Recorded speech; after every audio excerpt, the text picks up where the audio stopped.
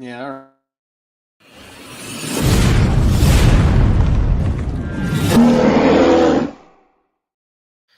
Hello and welcome everybody to this week's episode of BEARSKIFILM. This week we're joined by Shorty Ski. It's Shorty from Bears Country Podcast. It was actually mine and David's first podcast we ever did. So we always appreciate you for having us on early on and dealing with all of our technical mistakes and whatever else we had going on. So your youth in the podcasting world. Yes, our We were real bad back then. He busted our cherry. I think somebody accused me of calling Tevin Jenkins an alcoholic, and it was all sorts of stuff. So it was fun though. Looking back at it, it was fun.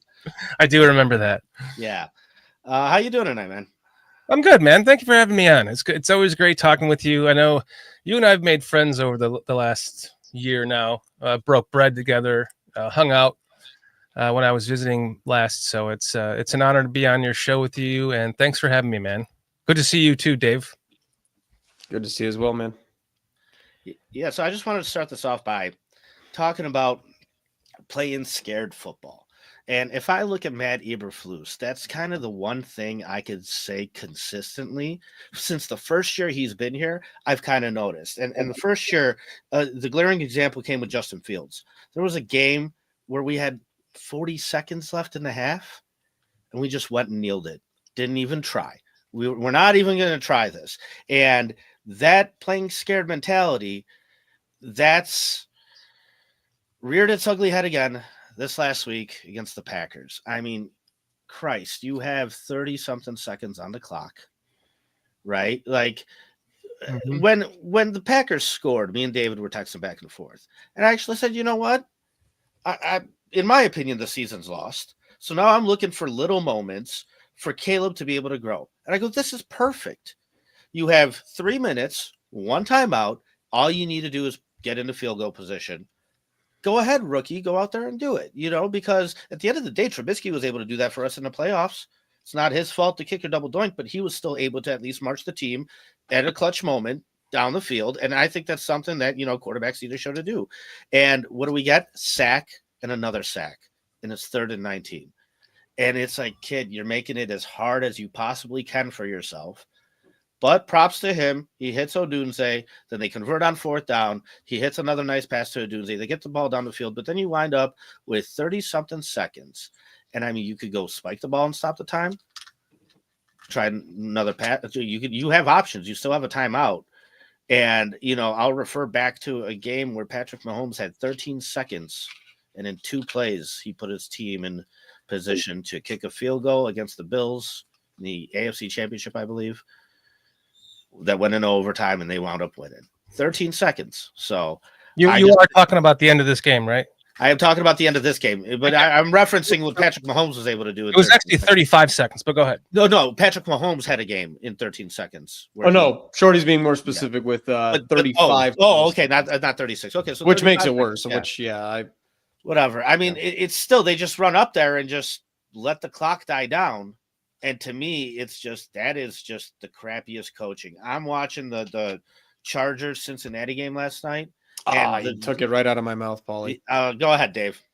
No, I was just, it was literally the first thing I wrote down is a lot of Matt Eberflus's mistakes would be much more easy to justify if the guy that you probably could have hired and chose not to and all that. And it's almost, if I thought Jim Harbaugh was a petty guy, I think he was doing it on purpose, but it's not possible because the situations just can't be doing it. But he's just doing it almost. He did both situations that Matt Eberflus fucked up most recently within the same minute of the same game. And he took that J.K. Dobbins run on 1st and 10 with about 40 seconds left or whatever it was, and they scored a touchdown off of it. And then right before Cincinnati was about to throw the Hail Mary, guess what he did with his last timeout? With his last timeout right before the Hail Mary, he didn't. Let's make sure we got this right. He didn't put a spy on Joe Burrow. He blitzed him, put a little bit of extra pressure on him, and guess what happens? Success. It's almost like he's doing it on purpose. The tiny examples are right there in your face, same week, 4 hours later. And that's what makes it even more obvious, which is a good thing, because it needs to be obvious to everybody. This guy's a fucking moron. It's been obvious to me and you for a while, and it's painful because it's all avoidable. But yeah. Could you imagine being such a fan of something and yet know nothing about it, right? Let's just say you were a huge fan of knitting sweaters, right?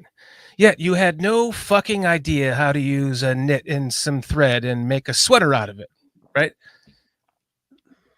That's what the ownership of the Bears is. And for them to not know, if you claim that you've grown up a fan and you're a fan of this team, well, damn it, so am I, Dave Ski, Paul Ski. We're all fans of this team, and we've grown up fans of this team, just like you would expect George Halas have had to, only times a million, right? Because he's the actual family member on the team that's going to inherit it. Potentially. That's a different story for a different day. You would think that you would have some idea of how to run a football team. And for all the years of just bringing in consultants and it's pathetic. And so now here we sit. We all think that we were by the way, I'm starting a movement by I'm wearing my jersey backwards from now on, and I implore everyone else to do so, especially when you go to the game. I have 2 games left. I'm going to wear mine backwards because this ownership is so everything is so backwards. They know so little about football that we all might as well just play along with being idiots too. And for them to not know anything about football, having grown up with it, to get to this point, Kevin Warren was a mistake of a hire. Kevin Warren, we should not have been fooled by Kevin Warren being hired by the McCaskies. Because Kevin Warren, if it comes down to Kevin Warren not wanting Jim Harbaugh on this team because of the issues that they've had before, well, to me, that causes that they have a clash in values. And Kevin Warren, basically, if you hear him talk, to me, he's just the preacher of Halas Hall now. They hired him to be the preacher at Halas Hall. He's always talking about, it's always like he's like preaching in church when you hear him talk. He's not a football guy either, because anybody that would pass on, knowing that you're going to take Caleb Williams first with the first pick in this draft and stick with this lame duck coaching staff rather than bring in Jim Harbaugh. And if it took getting rid of Ryan Poles to give Jim Harbaugh that ultimate talent, well, then use your fucking brain and just do it. Pull the trigger and do it. What else do you have to lose? Why does it always have to be a yes man to the McCaskies? Why? I'll finish it with this. We need to all stop being fooled by this family until, God forbid, Virginia dies. And what's going to happen then is that's going to become an inherit. When she inherited the team, there was no inheritance tax. So when she goes, whoever is next in line to inherit the team is going to have to pay an inheritance tax on a $4 billion team at what, 30%. Nobody can do that. They're also being stupid right now in not selling the team while they can actually walk away with win-win before Virginia goes and allow somebody else, like, I don't know, you name it, some billionaire that can afford the taxes and all that shit, and Elon Musk or whoever wants to, the guy from Amazon, whatever it might be. Sell the team now, walk away with that money instead of having to pay the inheritance tax when Virginia goes. And you would think they'd at least, with their Ivy League scholarships, would be able to understand the money side of it and just get rid of the damn team now while they still have time. And that makes him even more incompetent to me. I'm done with my rant. Sorry. Paulie, you want to? I got a few things to say, but I mean, go for it. Yeah, and you know what? We'll do the ping pong here because me and David go back and forth on this all the time, Shorty, all the time, and he feels, I think, a lot like you. So I'll be the guy on the other side of the court here. So if some billionaire comes in here, do you all of a sudden have a football guy now in the front office? No, you still just have a businessman. And at the end of the day, that's what they're trying to be, is businessmen and not football guys. But that's most of the franchises. That is most of the franchises. These are multi-billion-dollar franchises, right?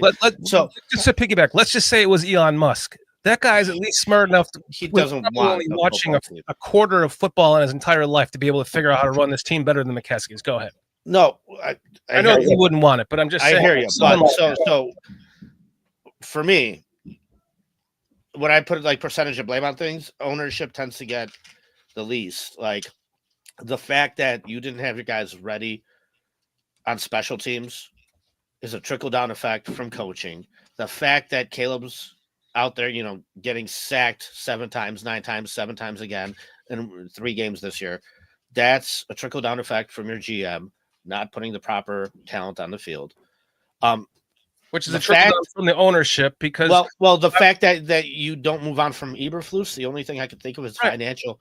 If you have him under contract and you don't want to pay 2 coaches at once, that is cheapness of the ownership then affecting football operations. I don't mean to interrupt you, but if they interviewed Flus before they hired Ryan Poles, so then all of a sudden Ryan Poles he becomes his number 1 guy.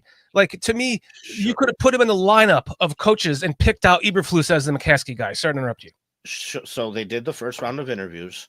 They hired Poles, and his choice was between the second round of interviews, which was Eberflus, Jim Caldwell, and Dan Quinn. Right? And I remember at the time thinking I would want Dan Quinn just because he's more experienced. Now, I want to tell you, like, John Fox, in my opinion, was the last real coach we had. A lot of people give him shit because of the results of the seasons, but honestly, he came off of a Super Bowl appearance team where they got embarrassed. He went up to ownership and was pissed because he can't run his offense. It's Peyton Manning's offense. I'm just here as a defense guy, and he left a Super Bowl appearing team. I think one of the only coaches to do that, to come here and do what? Overturn a locker room in 3 years, and that's exactly what he did. He replaced almost everybody in 3 years, and he did it with a smile and then retired. And I've always said, hats off to that guy, because he came in here and did his job, and it was here for that reason and that reason only. However, under him, what did you get? You had Adam Gase get a head coaching opportunity. Why? Because he all of a sudden fixed Jay Cutler. You had Vic Fangio here, left from John Fox. Why? Because this is an experienced coach towards the end of his tenure in the league. He knows guys. He knows staff members. Okay, this isn't his first time around the damn block. And that was my issue with Eberflus. It's like, okay, so you're promoting Luke Getsy from quarterback's coach to offensive coordinator, never done it before. Okay, Shane Waldron's out there. Anybody can get him. Like, you don't have an established philosophy. You don't have established coaches. You're firing coordinators left and right. There's a lot more issues than what's going on the field. And that's why I really wanted a guy like Jim Harbaugh. I didn't even care if people thought he was good or not good or liked him or didn't like him. I don't care. I was like, he will bring a legitimate staff in here, turn the culture around, which is exactly what the Chargers players are saying right now. Our culture has been turned around. We love Jim Harbaugh. We'll take a bullet from him. Then 10 weeks in. 10 weeks in. Pounded the table for Harbaugh. But you know it. Yeah, but when it comes to ownership, I mean, in my opinion, that there are plenty mistakes on every level leading up to ownership. And I think ownership is the least likely to change because it's at the top level. And when you look around the league, I mean, there's plenty of examples of worse owners that have won. Tampa Bay's ownership is not very good. You know why they won? They went out and got Tom Brady and Bruce Arians. Mm-hmm. But the ownership didn't change. Jim Irsay, like David likes to say, was probably doing coke out of strippers' asses, but Peyton Manning was out there winning them championships. He continued to still be a whack job after Peyton Manning left. They're one of the worst ownerships, but it didn't matter when the product on the field, the coaching, and the GM was all in place and doing their jobs properly. And so, yeah, that's I'm going to try to work my way back to what everybody was kind of addressing. So the Kevin Warren thing to me, Shorty, I mean, it took me about, I think me and Paul talked about this. I was like, there was some hope there. I think within 6 months, I knew what this guy was here for. And it was purely for stadium building. The only things on his resume were managing the Big Ten. And it's not because he was a football guy. It's because when you manage like 10 schools, you're not a football person. You're not a sports person. You're a business person. Right. So you're managing the inner workings of the business relationship. So that was never, to me, indicative of him being like a football dude just because he managed a football 10 program.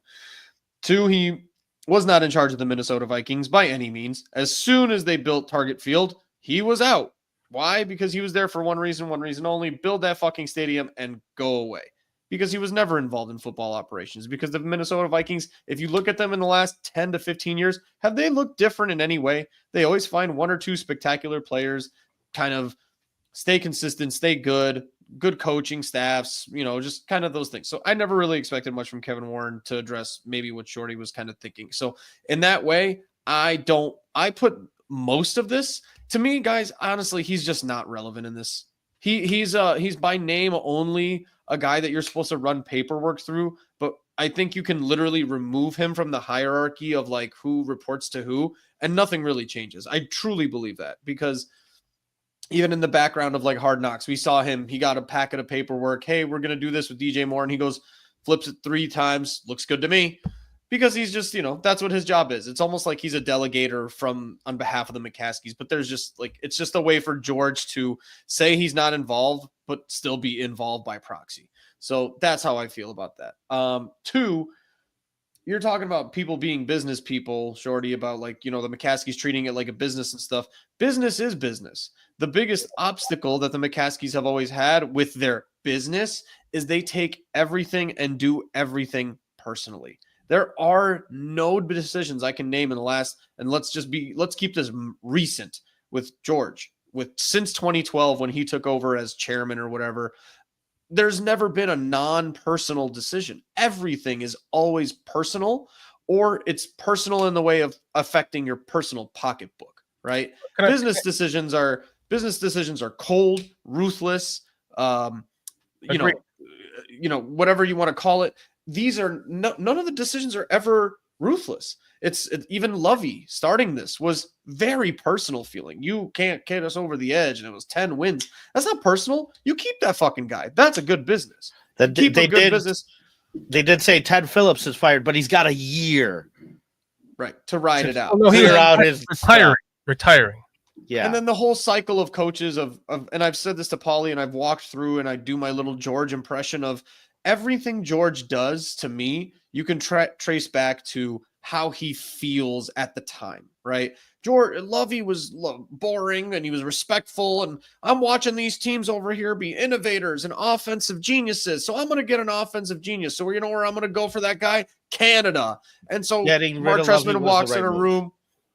Debatable, but sure, I'll give you that one.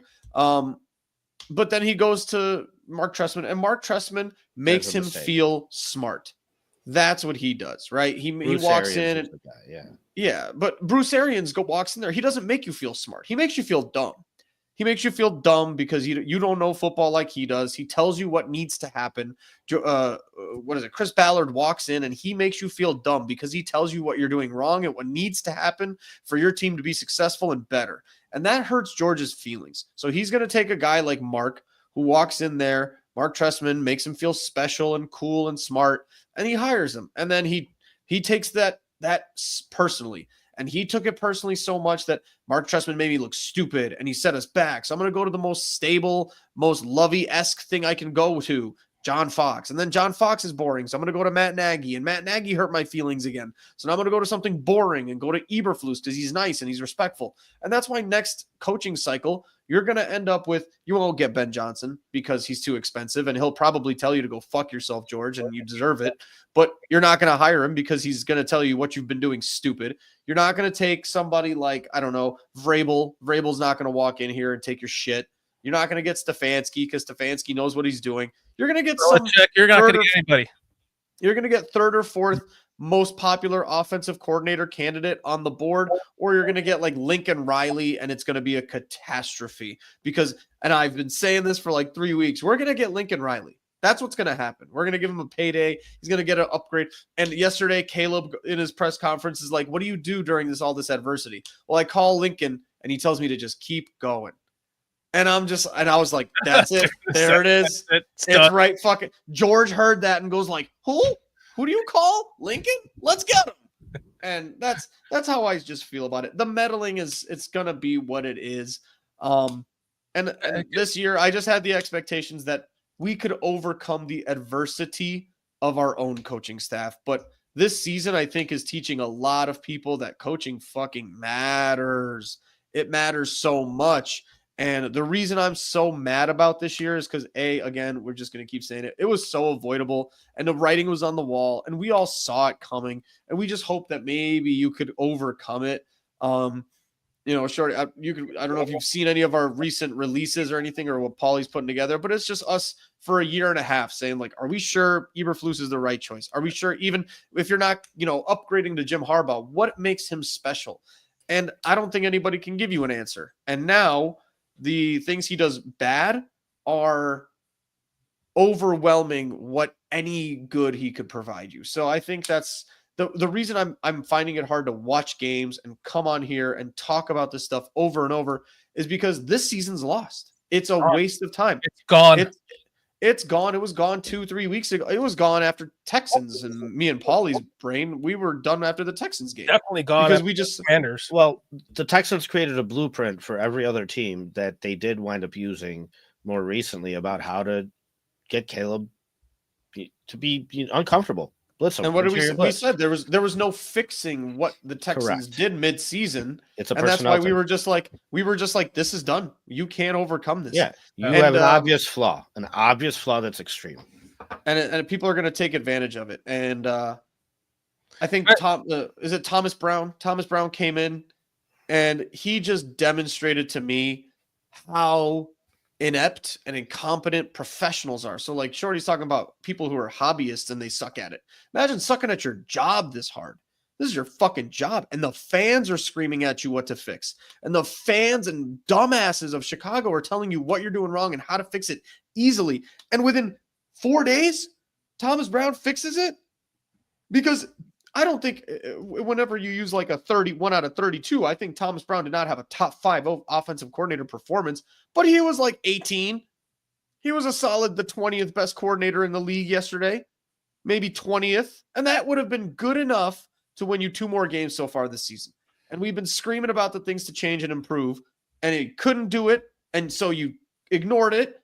And that, or you were just so stupid and overwhelmed by it that you didn't know how to fix it, which is maybe a worse problem. And that all still goes back to you. That's exactly what I'm talking. You go back to, just to piggyback off of what you were saying about the McCaskies. I wrote it down. This is what you do as a seasoned podcaster. You write down shit. Can I just add something really quickly in there? Look, and as he's about to interrupt me. No. Yeah. So there was an interview with Barstool during the offseason with Caleb where he said, hey, if we had to, somebody out there has to die. Yeah. We win a Super Bowl. We came on this show and we were like, somebody has to die. Dude, we're willing to strap Virginia to a cross at midfield and set it on fire here. I'll sacrifice her with my bare hands. Watch all of the just someone here.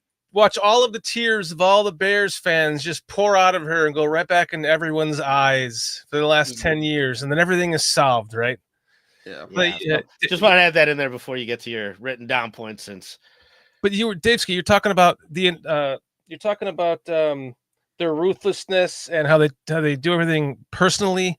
Well, if that was the case, these fools just bought the most prime real estate in the fucking state to build a complex, not a stadium, that they own, that they can turn into trillions and trillions of dollars of revenue over the course of however many years. And here we are with Kevin Warren, the new Hallis Hall preacher, stepping in and saying, no, we want this to remain on the lake and have it publicly funded still and publicly owned, and whatever that deal was, I'm not exactly sure, but I'm going to tell you what, I don't know if it's the same deal as they have now where they have to rent it if they rebuild a new stadium over there on the lakefront, or if they get some kind of whatever revenue from it. But I'm going to tell you what, it's nothing like what can happen if they just used their what you would expect to be Ivy League trained brains for business to make the correct business decision. My You've coworker already bought the land. You've already torn down the property. Just do it. Kevin Warren's up there preaching about the cost of materials right now. And in this time frame now. And if we wait this long, it's going to cost this much more in materials. Well, then start building the stadium on the land that you already own. You could already have broken ground by now. My coworker just got back from Dallas. She went to the Tyson Jake Paul fight. And she came back, and today, just while I saw her for 10 minutes, she looked at me. She's like, now I understand why you want Arlington. She's like, that stadium had parking all around. My hotel was across the street. Restaurants were all there. She's like, everything was there. Yeah, and the train goes right there, and it stops like 3 minutes before at Arlington Heights, and then it goes to Arlington Park. So people can get off at Arlington Heights or Arlington Park, and the traffic would be so minimal that they'd have so much more parking on top of that. Anyways, it would be so easy for. I'm sorry, I don't mean this in a negative way, but fuck the people that live in Chicago and have an easy route to Soldier Field after all of these years.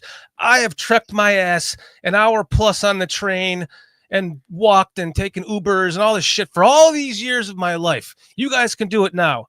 And it's not even gonna be half as difficult for you as it is for me. You'll just have to go to the train station, get on the Ogilvy train station, take it right to Arlington Park or Arlington Heights. You can walk there from Arlington Heights. My friend's father's a season ticket holder for 50 years. Yearly, he gets a statement in the mail of the demographic of season ticket holders, and he tells me year to year, 70 to 75% are all north and northwest suburbs. Those are the people who own the season tickets. Those are the people that go to the game, and you're fucking them all by keeping it where it is. And you're fucking yourself because you're just taking the money out of your own pocket. What is so important about remaining on? This is the whole reason why, for me, Kevin Warren was the wrong hire.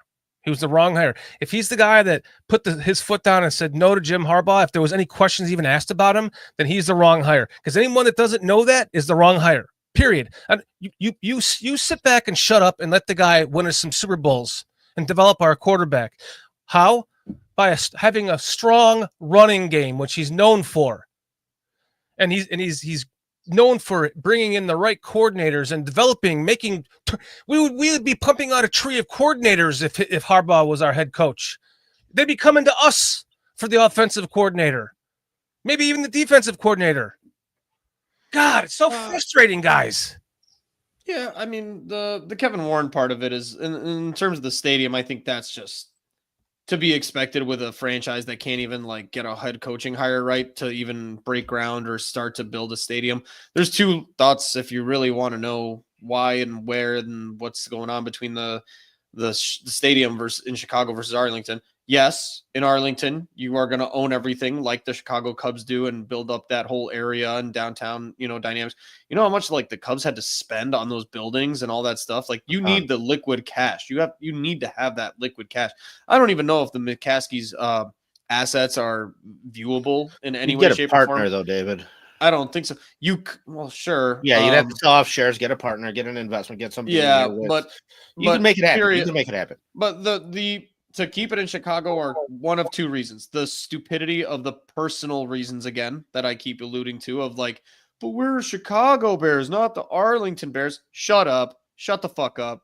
Half of these teams don't even play where the hell they are. Cowboys from. They're Arlington Cowboys, if you want to go that route. Exactly. I'm just saying that's the stupidity behind the logic of the McCaskies.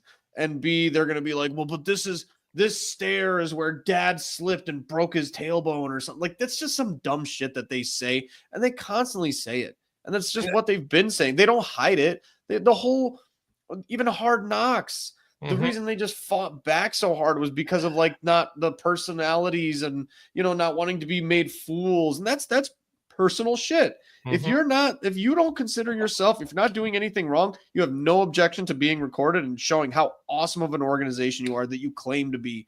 This is a mom and pop shit among Amazon and McDonald's and whatever. And you're a failing like local breakfast cafe. That's what you are, but you're like still trying to pretend like you're part of the fabric of the community and all that bullshit. The other reason that you would keep it in Chicago is to only hold the city of Chicago hostage so that they can pay for the majority of your stadium or help you pay for a majority of the stadium with tax breaks and do all that bullshit. You get more tax breaks in Chicago than you do just in Cook County. You get them both. Chicago's pretty corrupt. They're known to waste money. You're trying to get this. You're trying to hold them hostage. That's what I think. Yeah, that's what I was going to say. And so that's why, you know, again, it's this whole hostage bullshit, and it's all because they're cheap or they just don't have as much money as they claim to have. Whichever it is, I don't know. I don't really care. If you don't want to do this the right way, sell the team. And then here's the other part of it, which is like the whole sell the team argument. The sell the team argument, and I see why Paulie would be hesitant or, you know, whatever. You sell the team and you could end up with a guy like John Tepper, who thinks he loves football and knows football and wants to have his finger in the pot. And you want to talk about richest owner in the NFL right now? Jerry Jones. I mean, no, John Tepper. John Tepper. Okay. Yeah. So when you get a guy, and when you get a guy who's that involved in like the day-to-day operations, and when his girlfriend is telling him who to draft and who to hire because she had a feeling that day, like, yeah, that's gonna be fucked up. The other side of the argument is people like you know, Washington and that ownership group. David Tepper. It's David Tepper. Sorry. What did we say? Daniel Tepper? Something? John Tepper. John Tepper. No, it's David John Tepper. Tepper is a stupid restaurant guy. Yeah. David Tepper. And then you have the ownership group in Washington who know that they don't know football, who know that they aren't football knowledgeable. So what do? They go out and grab the second in command from San Francisco, and who is a football guy and is football knowledgeable and knows exactly what to do. And the guy was, an understudy of John Lynch, who's been doing it for decades and was a football guy and played football, and they know what they're doing. And so you have your two extremes on that case. But right now, honestly, if the McCaskies are as interfering as we are, how much further are you from David Tepper than you could get worse? The argument would be going from like, okay, you're the 27th worst ownership group in the league right now. You could go down to 30, 31, but at least you fucking tried. Or you could go into like a top 10, top 5 with the greatest sports market in the country. And nobody can tell me LA and, LA's bigger and New York's bigger. I agree. Statistically, they're a bigger market and they pull more viewership and all that shit. Yeah, the Chicago Bears are dedicated. But the Bulls like the Bulls, for example, have second in the league or first in the league in attendance every fucking year. The Bears have number 1 jersey sale. How many times have you seen a jersey sale list and it's Mitch Trubisky and it's Justin Fields and it's Caleb Williams and they're the number 1 selling jersey in the league? It's not because everybody in the country loves the Bears so much they're buying Caleb Williams jerseys. It's a joke. It's the fans, dude. They're dedicated across the fucking country, across the world, and that's what it is. I don't know, man. We dealt with the Cubs losing for 100 years. I'm not a Cubs fan, but that's the type of fan base we're talking about. It's the realities versus the hope and the anger. Shorty's like angry and feeling it. I don't feel it as hard. Go ahead, because it's the logic of it. That's why it's going on. I just want to get to Daniel Jeffries in chat here saying, let the grandkids run the team. Okay. I want to answer that in 2 parts. The first part is that nobody beyond George McCaskey really wants to run this team, Daniel Jeffries. George is like the last one that he probably just came up because he had to. Somebody had to do it after Mike, right? But when Virginia passes away in 15 fucking years, the way that she's going right now, there is an inheritance tax. So right now, if the team is worth $3 billion, let's say, that's going to be a $900 million tax on the team, on whoever inherits that team, that they're going to have to pull out. They're going to have to liquidate $900 million to pay their taxes with. So nobody wants this team. What they want from this team is their inheritance from it. So, and I want to just take a moment to the second part to that, to go back to Muggs Hallis. Please, I implore I was anyone. going to ask you to do tell the some- story because I'm not sure if David knows it or not. And I heard you say it and I was interested. So I was actually going to ask you to talk about this. I implore anyone to do their own research on this. Don't trust me word for word, verbatim on this. But Muggs Hallis, divorced from his wife, he had a son and a daughter. He died in 1979 right after the last game of the season, ironically, and he was 54 years old. The last game killed him. Well, after he died, Virginia then became the next in line. She inherited the team from George. Her and her family, her husband's side, the McCaskies, they came in and wrote Muggs Hallis's children, his son and daughter, out of the will. Whatever part that they had to the inheritance, they wrote him out of the will. They didn't even know for like 2 or 3 years, I heard. So Muggs Hallis' ex-wife and his 2 children took him to court for this, and they exhumed Muggs Hallis's body. This is all, again, look this up for yourself. When they exhumed his body, they found that most, if not all, of his organs had been replaced with sawdust. And the coroner at the time said, "We don't do this. We always put the organs back." Because how would you be able to tell what, that's where you get all the information from, is from the organs, right? So there's actually like a conspiracy that was going on back in the early to mid 80s about whether or not Muggs Hallis died of a heart attack, a natural heart attack, because their argument was that nobody in the family has dropped dead of a heart attack like that. Everybody has lived into their ripe ages. Virginia's hit 100. We're seeing it right now with Virginia. George lived a long time. So why would they replace his organs with sawdust? So now you have Virginia owning this team, which is really her and her husband's family. It's really not even the actual ownership of the Bears is not being controlled by the bloodline of the Bears. It's being controlled by the bloodline of the McCaskies. It's Game of Thrones. Bum, bum, bum, bum, bum, And they're all Ivy League graduates. All their children are Ivy League graduates. And yet here they sit with the Arlington property already bought, and I'm sure not entirely paid for, but they own it and it's in their names. They've torn down the structures and they're not going to build a stadium. Like, how, if you can't even get the football side of shit right, and now you're fucking up the business side of it, what right do you have to own this team on top of the right that you should have never been afforded to in the beginning? Because I can guarantee you, if Muggs Hallis' children had not been written out of the will, that they would be the ones that would want to run this damn team right now, and they would be a hell of a lot better at it than Virginia. One of Muggs Hallis' last hires was Jerry Venisi, general manager who built the 85 team. My answer to that is, if Tyree Stevenson plays a Hail Mary correctly, if we block on special teams, we're nowhere near this conversation. That's why for me, it always feels like, and I hear you, and that was very interesting. And I actually heard somebody else call into the radio and reference that same thing, that same story about Muggs Hallis. And I didn't hear about the organs part, but it is true that they definitely wrote him out of the ownership of the team and didn't even tell them, kept it a secret for a couple of years. And then there was a court case about it and everything like that. So yeah, Virginia did kind of steal the ownership of this team. Yes. Makes me hate her even more, and I didn't even know that. But that's pretty cool. I've always been so kind to her too, but fuck her. Excuse me for fuck saying that that. on your channel. Fuck that old lady. So I got a trivia question for you guys. I heard it today. It was an interesting one. In the history of Soldier Field, who is, by statistical yardage, the top passer, the top rusher, and the top receiver? Is it all the same guy?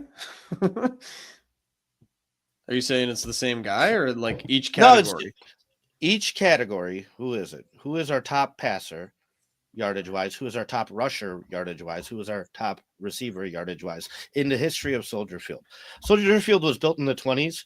the Bears didn't get there until mid-'60s, I want to say. They used to play at Wrigley before that. My friend's dad told me he used to go to the games where the corner of the end zone was cut off and everything like that. But yeah, so All since right. the 60s then. The top rusher is Walter. Yeah. Ding. Top rusher is definitely Walter. Top receiver is gonna be Marty Booker. Nope.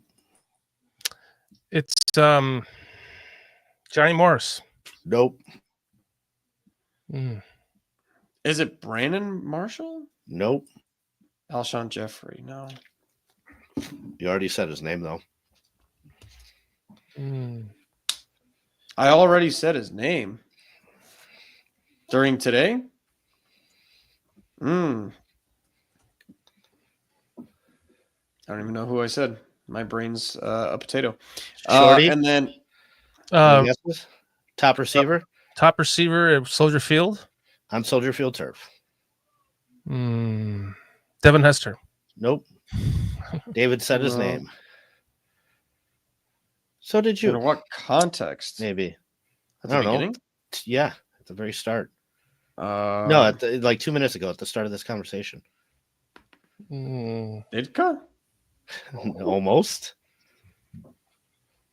Okay. You got me, man. Okay, let's go back. Who's the leading rusher? Walter Payton. Peyton? Who's the leading Oh. receiver? Peyton? Walter Payton. DJ Moore. Walter Payton is also the leading receiver. Okay. The Yeah, quarterback, And then I Mitch got this. quarterback. Huh? Mitch It's Trubisky. gonna be No, it's gonna be Jay. it is Jay. Okay. And he has doubled the next guy, which is Jim Harbaugh. Yeah. This is what we're Maybe talking we should about get here, Jay to folks. coach us, man. Our best rusher and our best receiver on home turf. The same running guy, back. Walton Payton. This is why I was Uh, them to bring back the T formation when our quarterback was our best running back.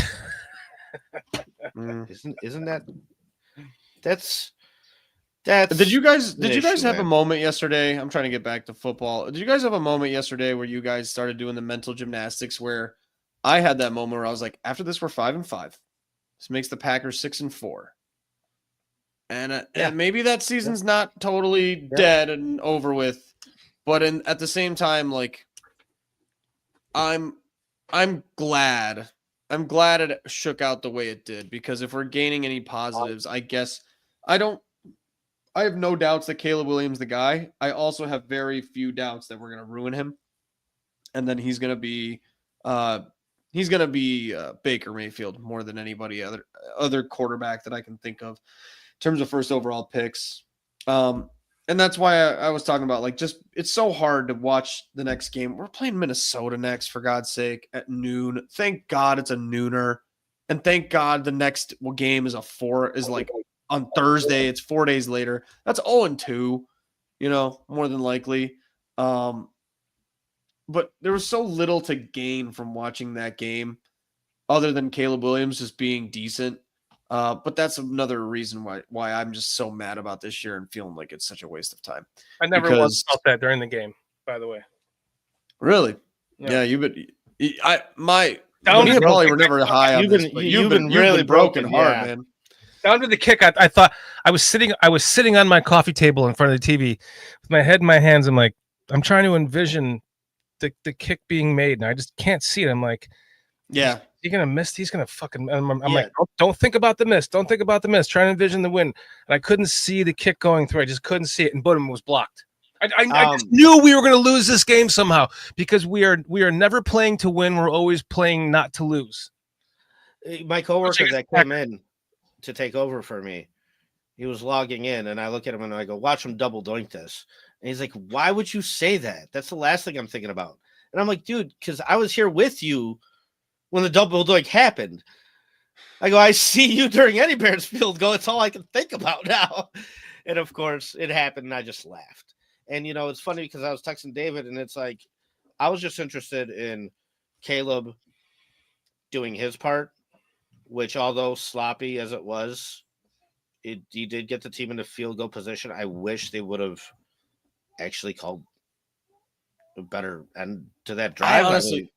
It's I don't insane. understand. You have He- 35 seconds left. We could talk about the minutia. That Oh, he doubled down on it. I wouldn't even. today. I wouldn't have even run the ball. Like, what? I would have snapped it and just thrown like a jump ball, hope Yep. for a pass interference, Yep. kill the clock. Correct. If it's not your guy, it's time. Got to be overthrown. Second down. You can still run the ball on that note. You can still have a third and a fourth down. 100%, David. That was my thought process when I saw that ball rushing to the line. I was just like, and this is where you either throw it, like you just run goes on the outside, you throw a deep ball, hope for a pass interference, or you just hit Komet over the middle and then timeout. That's when you call the timeout. It never, ever, ever, ever occurred to me to kill that clock in that moment. 35 seconds left. Just let the clock die. Are you kidding me? Like, what? On a guy, and then all these nice, interesting stats coming out today after the fact and hindsight's. But again, this is where I go back to whatever has Matt Eberflus proved that he's good at. He's not a good in the moment coach. His challenges are awful. He's an awful time manager. And then you could say maybe he's just like a good motivator and his players play well. That's not true this year either. And then he's not a statistician, because there was stats that I was sending to Paulie today where Cairo Santos is 56 for 56 from inside 40. Yep, 100% like from that. inside 40. 100% from inside 40, 73% from over that. And so that's where, again, you don't even know your own personnel, man. You really don't even know who's on your own team and what they're good at. Because 6 yards is super He doable. said it during the Washington game. Oh, those 12 yards don't matter. These 6 don't matter either, David. Yeah. No, it's bananas. And the reason I'm pissed is the cheapness of the McCaskies, and they're not going to fire him. And I asked Paul, like, Paulie, what is the only hesitations at this point of firing Matt? And because he doesn't like to entertain the argument of ownership, and I respect that on him and all that stuff, and I get why, but there's really only 2 reasons. It's polls trusting him for some reason, which could be even worse than the cheapness. I would argue if he has been given the green light to fire and replace him and he's still holding on to him, then fire polls too. It's so funny how we talked about the Justin Fields aspect of it and what changes would happen during the offseason and what shortens Ryan Poles' career and what shortens his leash of making mistakes. And we said that, if you do get that second quarterback and you do get that second coach, well, then that extends his career at Poles for at least 3 to 4 more years. And I never really considered this shortening his leash so much. But the only thing I would say is I don't know who's going to be the one to fire him, because he's a nice, respectful guy, and the McCaskies don't fire anybody. But this is the quickest, hardest way I've ever seen a GM shorten their own leash. And if it was me and I was Ryan Poles, I'd come out and just say it at this point, because your career is on the line, not just as a Bears GM, as a GM in this league, as an assistant GM, reputation's on the line. Your reputation as like a person. You need to come out and be like, I was under the impression I had the power to fire Matt Eberflus, and ownership has stopped me.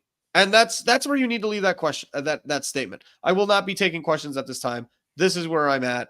This is what I've been, forced into a box with, because the only 2 objections to keep Eberflus at this point, and me and Paulie were talking about the thought experiment. It's Ryan Poles not believing in doing it, which makes Ryan Poles an incompetent and unsustainable GM, and I want him gone as soon as possible.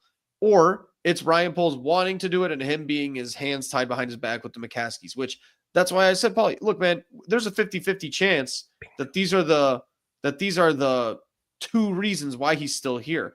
And the reason that it's going to piss me off, and I hope there's a breaking point. I hope Thomas Brown keeps doing well, and I hope that he is on some level being considered as a head coaching, at least interim, because lose like 3 division games in a row, it could be done. But he could be fired, and Thomas Brown could be promoted.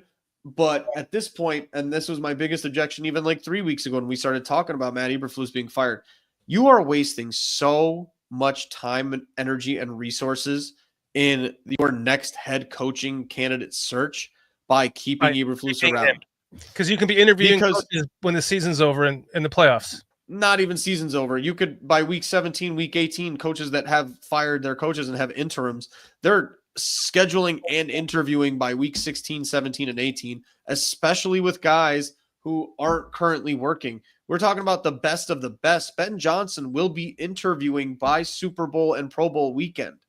Ben Johnson will be interviewing in that time frame. It just doesn't happen where they don't. You need to get that shit going early. And if you're waiting till Black Monday, which is what, the Monday after the Super Bowl, you're waiting for other teams to win a Super Bowl before you fire your head coach, you're wasting time and resources and fucking money and energy and all that stuff. You want to talk about wasting money firing Eberflus and paying a second head coach? You're wasting money keeping him on the goddamn payroll and wasting the future money of the guys that are going to be fired along with him and not replaced. So that's why I don't necessarily agree with Daniel. Put Ian Cunningham in charge for the rest of the season. I don't think Ryan Poles has given enough evidence to suggest that he's the problem. There's not enough evidence. It's all speculative, and I don't want to entertain that because Ryan Poles, don't get me wrong, I did a whole hour-long episode questioning if he's even that good, and this was like during the middle of the summer. I'm not a Ryan Poles lover. I'm not a ride or die, but I don't think that that's the answer here. I think Eberflus being gone at first is much more the answer. Let just Caleb kind of progress and proceed because that's the only thing you can look forward to at the end of this season. I feel bad for guys like Jalen Johnson. When we talk about timetables and windows for championships, we said that people were worried if you fired Eberflus this year and hired a new guy and you're setting your window back. No, this is the ultimate setting your window back because now there's a deficiency here that you need to fill instead of just upgrading, right? Okay, cool. Matt Eberflus got us here, but he can get us up a little bit.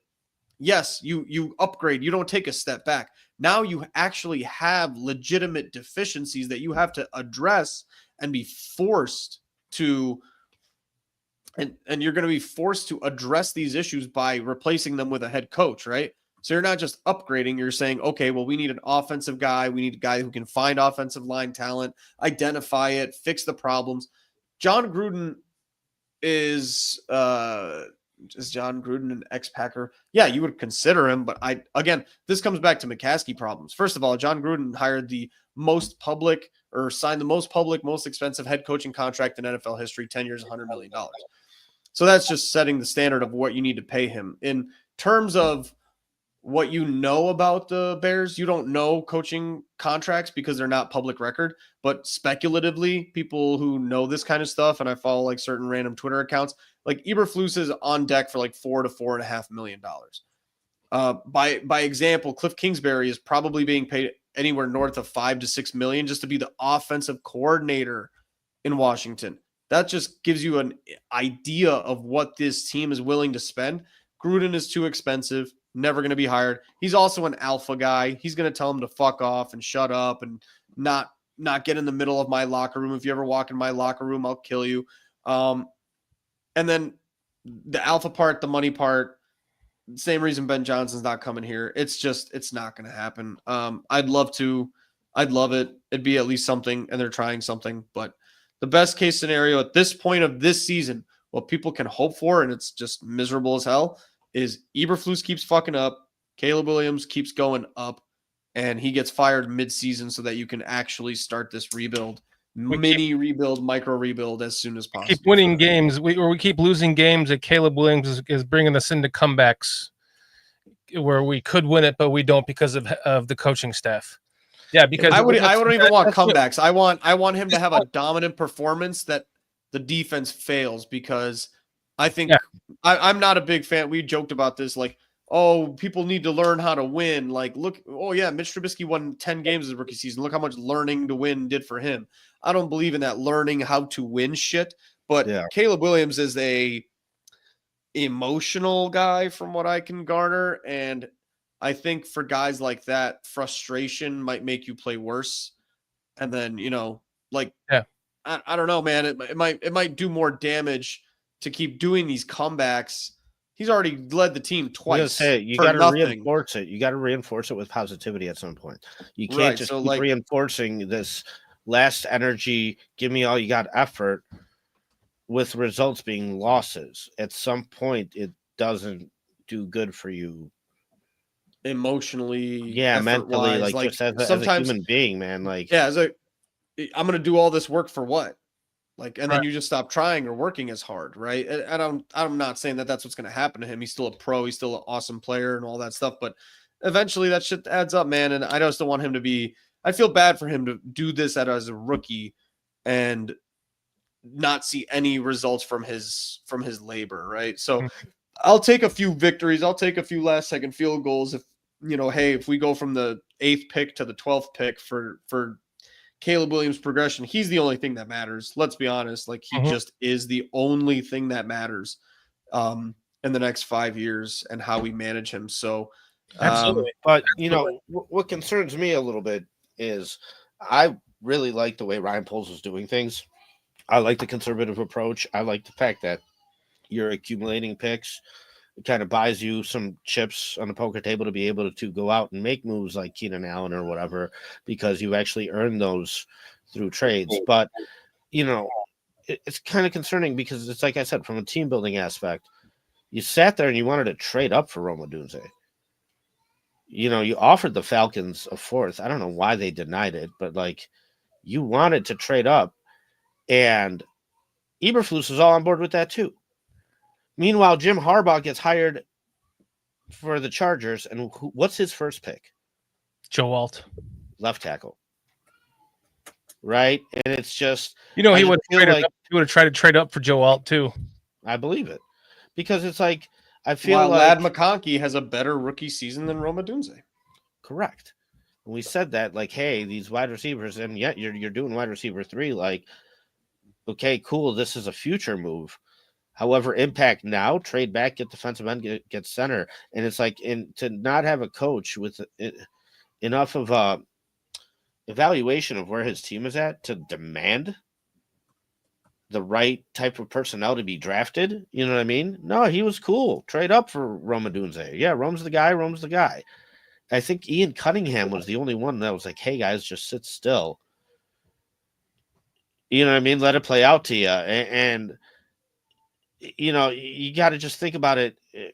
I just don't understand the whole building outside in, and I got to start criticizing Poles for it, because it's like you're making these mistakes, and they're obvious. They're really obvious. You're not doing your number 1 pick any justice here. You're more likely ruining him than you are doing him any favors or growing him or anything like that. And these bad habits can stick around. And the timeline's 3 years. You got 3 years, and you wasted the first one, right? So I swear to God, if somehow he makes any kind of case for keeping Eberflus, oh my God, then I'm with you guys. Just fire them both. But I think that's what it would take for me to truly jump ship on Ryan Poles. Ryan Poles lost all faith with me. If he truly was, Matt Eberflus was truly his first pick to be head coach, which I truly did not believe. But I've also heard rumblings, ESPN and things like that, saying that they're not going to fire him after this season, Flus. So if it is true that Flus is actually was his first choice, and he's going to double down by not getting rid of him just to keep the continuity going with the rookie quarterback and fuck him up going into year 2, then by all means, that is totally a fireable offense. If Flus is his number 1 head coach of Poles' decision, if it's really truly Flus, that is a fireable offense.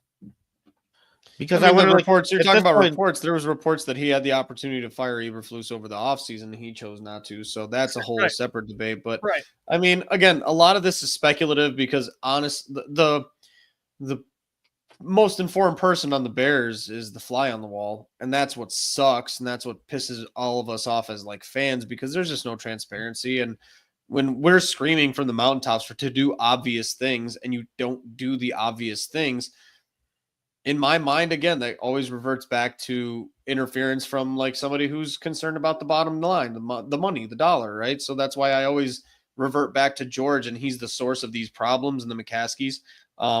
While simultaneously I try to make my points something that Paulie can agree on and not necessarily just point and blame a random thing that I can't prove. So Can I ask you a question?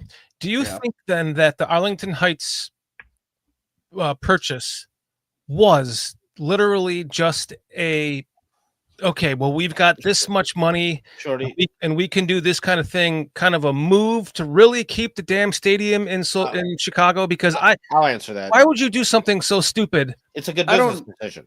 Still, yeah, because even you can after always paying sell for real estate back. yeah, even understand after that, paying but for demolition and everything like that. Number one, it's a plan B. Like you can't be left without a plan. If the city holds you hostage, gives you a deal you want, at the end of the day, you still need some plan, right? So even if it is plan B, it's still there. The only Still plan an better option. though is to sell them the It's land on your the only lakefront and leave leverage point Park District. because you don't have capital, you don't have a lot of money. So your only leverage plan it really is, well, we have a plan B. We'll fucking leave. Blah blah blah. But we need you to cover this much in taxes. We need you to cover this much in taxes, or we'll leave. But if you don't have that or we'll leave part, your leverage goes way down. So truly, I mean, you have And at to the end do of the it day, just real for what it estate is real estate, man. It's the only thing in the world that almost doesn't depreciate at all, ever. And around some place like Arlington Heights, worst case scenario, cool. The Bears are like, well, we got this new deal. What do we do with all this Arlington property that we demolished already? Hey, you want to buy it? Hey, the White Sox need a new stadium. How about you buy it? Right? Like that kind of shit. It's just when you ask, like, what was the point? The point was literally to cover your own ass and, like you said, hold a team hostage or hold the city hostage. And it's a good leverage move. It's just, but you want to talk about Game of Thrones? You're talking about the McCaskies murdered their own family. This is much less nefarious and much more I obvious. guess This shit's just definitely like, then this is replacing just organs like- with sawdust. right. But This is I'm not asking, that. like, do you think that they literally didn't have the money, the means to Yes. actually to move forward with that? So it was literally like, okay, it's real estate. We can still make money on it in the future. It's not going to go down. Real estate always goes up. And this was ultimately a ploy because they didn't have enough money to go ahead with building everything that it would take to build that complex. So meanwhile, they can use that as leverage, like you're saying, to get that stupid stadium where they're when still you I wouldn't call it a when- ploy. city. I'd call it an option. In business, you want options. yeah, when And you have more favorable options, when and the least Cubs, favorable options, but it's still an option. Like at the end of the Yeah. day, you need options, right? and Or when you else talk about you can only do things one like thing. this, when you talk about things like this, such grand in scale, right?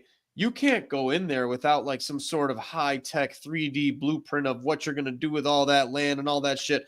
While we're looking at Kevin Warren and Hard Knocks arguing about the size of chairs, right? We're talking about a very unserious, unorganized organization that we're talking about. You buy Arlington Heights before you even buy that shit.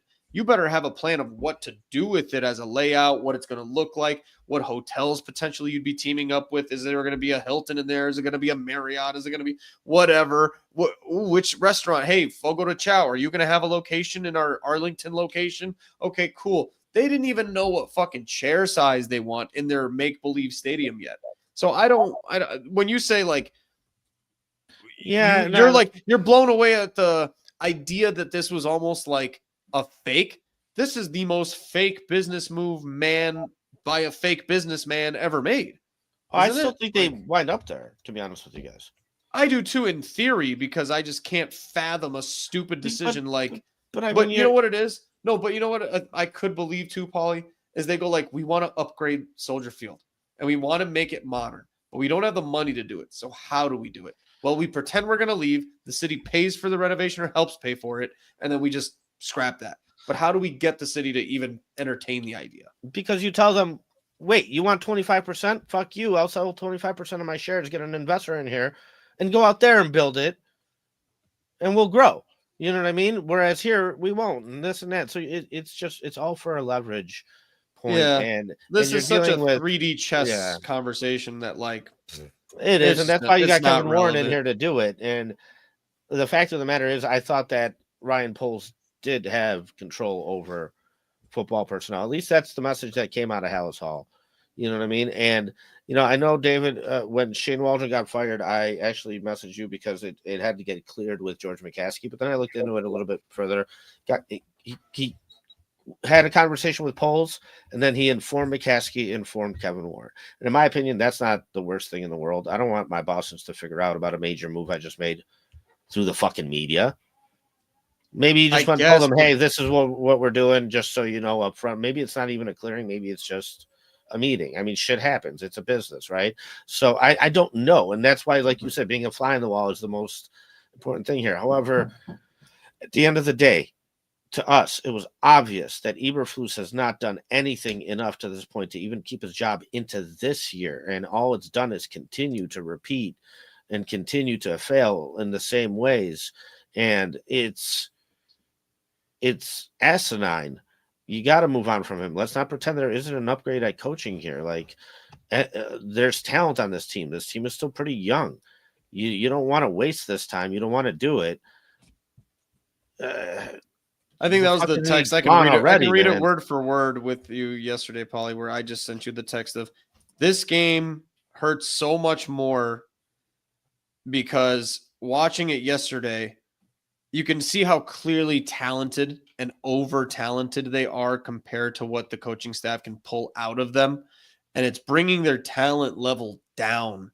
And it's just so hard to watch because yesterday you see that little snippet of their talent being pulled back down rather than elevated up. And I think with like Jim Harbaugh, dude, we're talking like playoff Super Bowl contention this year. I think if you change 2 victories even to now you're 7-3, 6-4, Yep. and then I would argue that you would probably swing more than that with a good And you coaching just staff or an finally beat the elite one Packers. or an elite coaching staff. We're talking like 7-3 seasons. Good Lord, man. We would have been like really up our own asses We this got year about getting out-coached. excited. I mean, you heard the Packers. Did you guys see the interview about saying that they had studied Cairo Santos and they noticed that his kicks are low when they're kicking? Rich Bisaccia, No, the special teams coach, Rich Bisaccia, the special teams coach, said, I coach. would be shocked.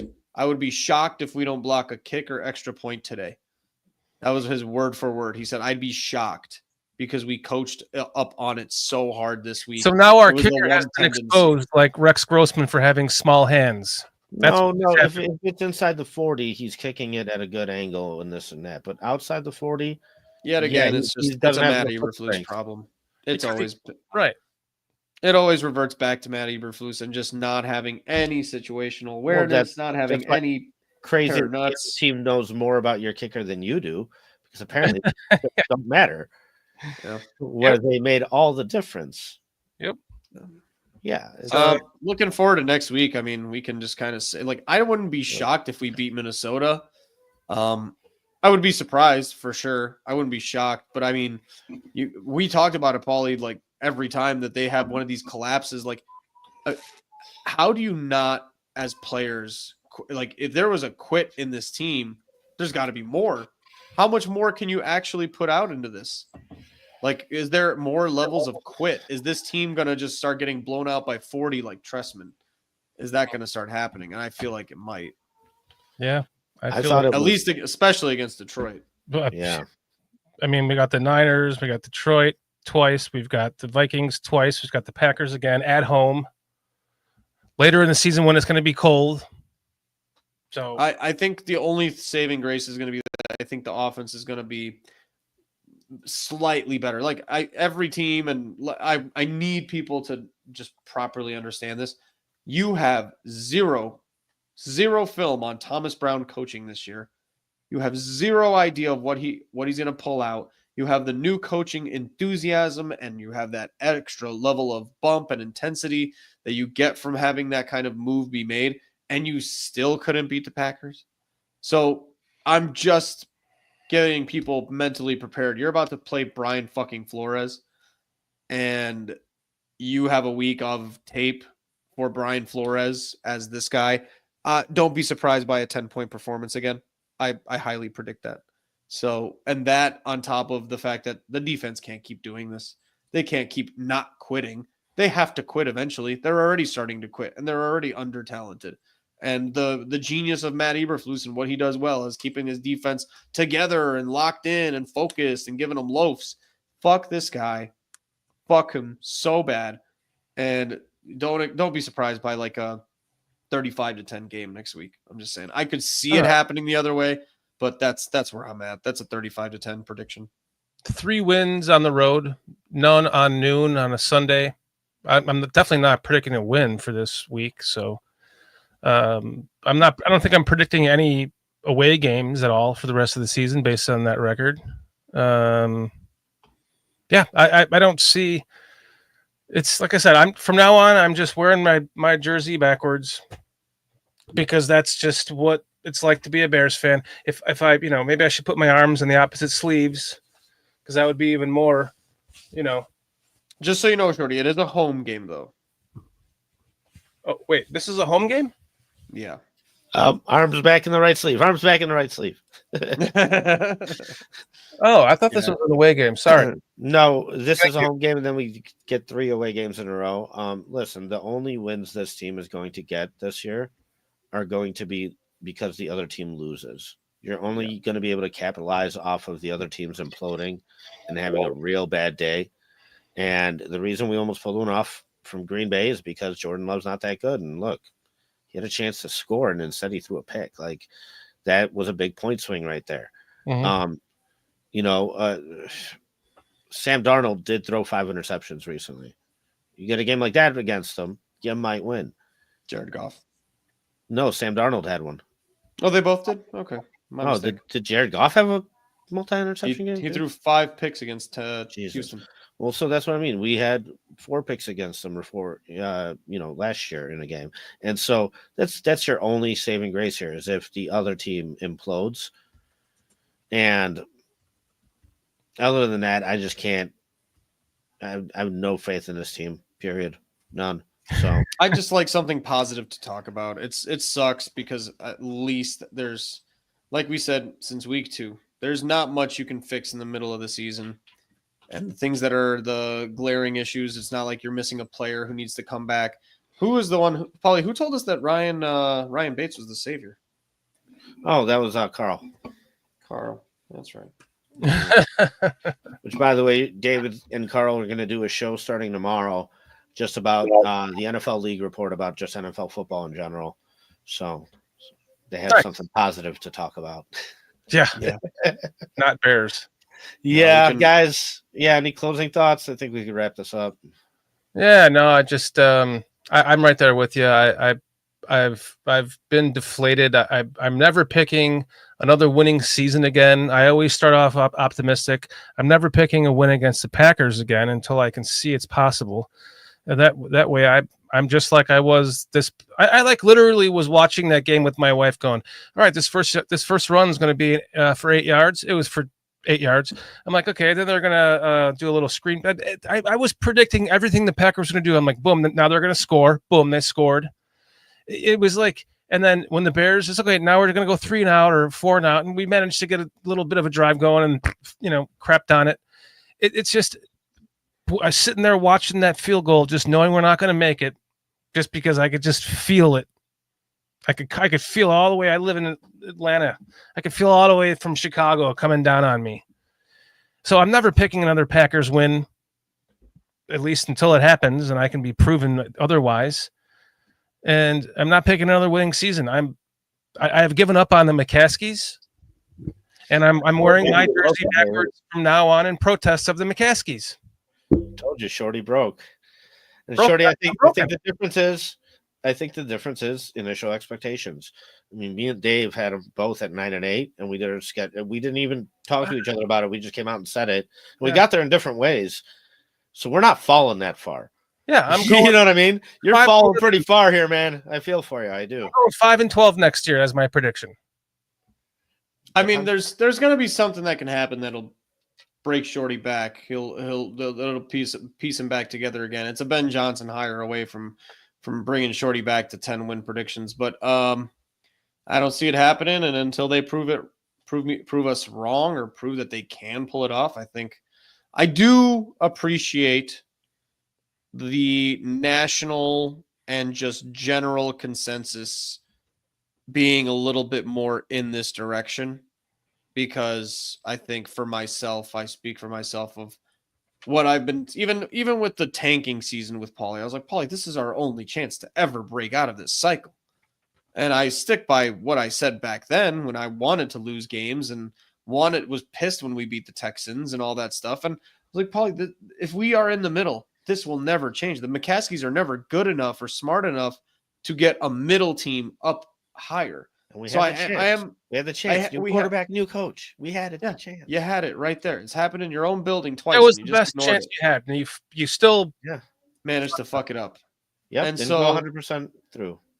Yeah, so that's why, I don't hope for anything anymore. I don't even want to be around anymore.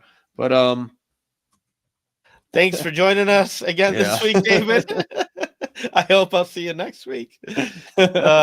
Shorty, thank you so much, especially on short notice, for coming and doing this with us.